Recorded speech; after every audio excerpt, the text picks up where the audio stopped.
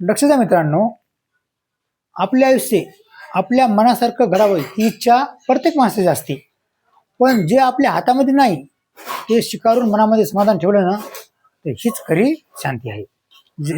रामकृष्ण मित्रांनो, मी कासगिराम, संतांच्या शब्दामध्ये जीवनाचा मार्ग.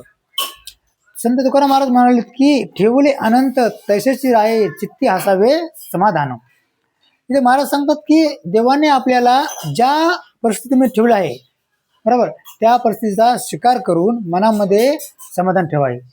पण याचा अर्थ असा नाही मित्रांनो की प्रयत्न सोडून शांत बसणे आणि नशिबाच्या भरोशावर राहणे असं होत नाही. आपले कर्तव्य प्रामाणिकपणाने करत राहावे, आपल्या परीने प्रयत्न करावे, पण प्रत्येक गोष्ट आपल्या मनासारखी व्हावे हे हात धरायला नाही पाहिजे. जे आपल्या हातामध्ये आहे त्यासाठी प्रयत्न करा, पण जे आपल्या हातात नाही त्याचा स्वीकार केला, यातून मनाला खरी शांतता मिळते मित्रांनो. म्हणजे अभंगाचा संदेश असा येतो मित्रांनो, सारखी दुसऱ्याची तुलना किंवा अपेक्षा आणि चिंता करत राहिलो तर सुख असून सुद्धा मन समाधानी राहत नाही मित्रांनो. पण आपली परिस्थितीचा स्वीकार करून मनामध्ये समाधान ठेवले तर किती पण कठीण परिस्थिती असू द्या, मन स्थिर आणि शांत राहू शकते.